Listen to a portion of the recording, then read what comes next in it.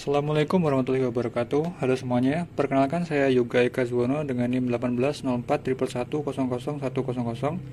Pada video ini saya akan menjelaskan sebuah program Python yang digunakan untuk melakukan klasifikasi penyakit akut limfoblastik leukemia atau ALL berdasarkan citra mikroskopis darah.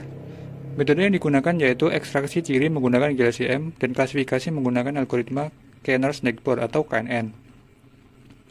Kita juga akan membandingkan hasil performa dari berbagai rasio pembagian data train dan tes. Tujuan utama dari program ini adalah untuk mengevaluasi performa klasifikasi penyakit ALL pada gambar mikroskopis dengan menggunakan GLCM sebagai metode ekstraksi fitur dan KNN sebagai algoritma klasifikasi.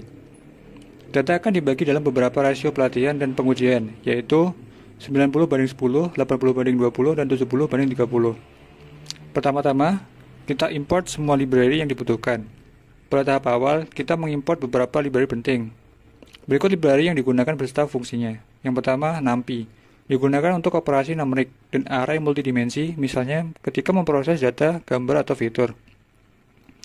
Yang kedua ada Pandas, digunakan untuk membaca, menyimpan, dan memanipulasi data tabular, seperti data frame. Sangat membantu ketika kita mengolah fitur GLCM dan label kelas. Yang ketiga, Matplotlib PyPlot digunakan untuk membuat visualisasi seperti plot confusion matrix sehingga hasil evaluasi bisa dilihat secara intuitif. Yang selanjutnya ada Sklearn terdiri dari beberapa sublibrary. Yang pertama Train Test Split, Neighbors Classifier, Accuracy Score, Classification Report, dan Confusion Matrix. Yang terakhir Confusion Matrix Display.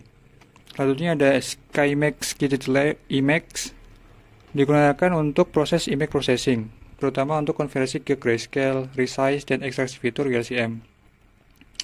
Yang selanjutnya, program akan membaca citra dari dataset. Citra diubah menjadi grayscale agar hanya memanfaatkan informasi intensitas abu-abu, karena metode GLCM sendiri memang fokus pada tekstur intensitas. Kemudian citra di resize menjadi ukuran 256 x 266 pixel, supaya memiliki ukuran seragam. Hal ini penting agar fitur yang dihasilkan dari setiap citra dapat dibandingkan secara adil. Selanjutnya, setelah citra dilakukan pre-processing, program melakukan ekstraksi fitur menggunakan Gray Level Cooccurrence Matrix atau GLCM. Metode GLCM menghitung hubungan intensitas pixel dengan tetangganya, sehingga dapat mempresentasikan tekstur citra. Dari matriks ini diambil beberapa fitur penting. Yang pertama, kontras, yang berfungsi untuk mengukur perbedaan lokal dalam gambar.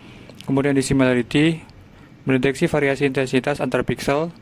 Homogeneity, menunjukkan keseragaman tekstur. Energi, mengukur kekompakan pola tekstur. Correlation, menunjukkan jumlah mana hubungan antar pixel. ASM atau Angular Second Moment, menunjukkan tingkat kehalusan tekstur.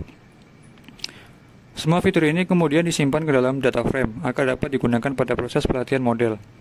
Dalam implementasinya, gambar terlebih dahulu dikonversi ke grayscale. Kemudian dihitung matriks GLCM pada 4 sudut, yaitu 0 derajat, 45 derajat, 90 derajat, dan 135 derajat. Selanjutnya diambil 6 properti statistik dari GLCM, yaitu kontras, dissimilarity, homogeneity, energi, correlation, dan ASM. Selanjutnya, kita sambungkan Google Colab dengan Google Drive. Kita memuat seluruh data gambar dari Google Drive. Lalu kita ekstraksi fitur GLCM untuk setiap gambar. Setiap gambar akan diberi label berdasarkan nama foldernya, yang berisi jenis kelas seperti ALL dan atau normal. Split data dan pelatihan model. Setelah fitur dikumpulkan, data dibagi menjadi data training dan data testing dengan beberapa rasio. Yang pertama, split data sebanyak 70:30. Pada percobaan pertama, data dibagi 70% untuk training dan 30% untuk testing. Rasio ini cukup umum digunakan karena memberikan keseimbangan antara jumlah data, belajar, dan evaluasi. Selanjutnya, split data 80:20. Pada percobaan kedua, data dibagi 80% untuk training dan 20% untuk testing. Dengan data training yang lebih banyak, model bisa belajar lebih baik, tetapi data testing lebih sedikit, sehingga evaluasi bisa menjadi kurang stabil. Selanjutnya, split data 90:10.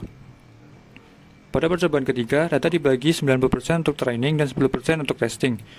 Di sini model memiliki data belajar yang sangat banyak, namun evaluasi dengan data testing yang sedikit harus diinterpretasikan dengan hati-hati.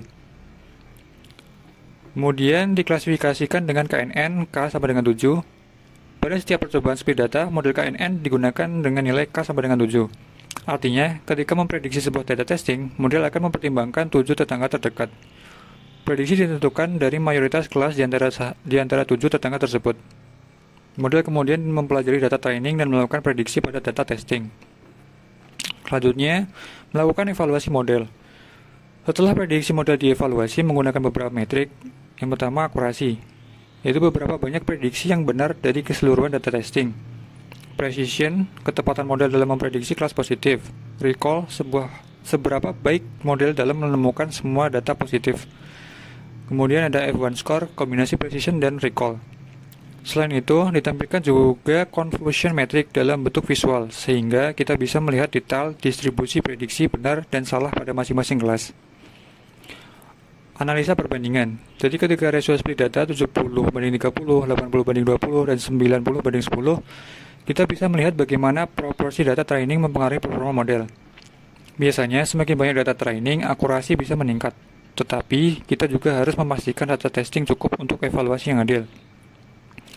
Dari hasil evaluasi, kita dapat melihat bagaimana perubahan rasio data pelatihan dan pengujian mempengaruhi performa model klasifikasi. Secara umum, semakin besar data pelatihan, semakin baik akurasi yang didapatkan, karena model belajar dari lebih banyak sampel. Kesimpulannya, dengan metode ekstraksi fitur GLCM dan algoritma KNN dengan K sampai dengan 7, model ini berhasil melakukan klasifikasi leukemia pada citra mikroskopis darah dengan hasil yang cukup baik. Percobaan pada beberapa rasio split data membantu kita menemukan trade-off antara jumlah data training dan kualitas evaluasi.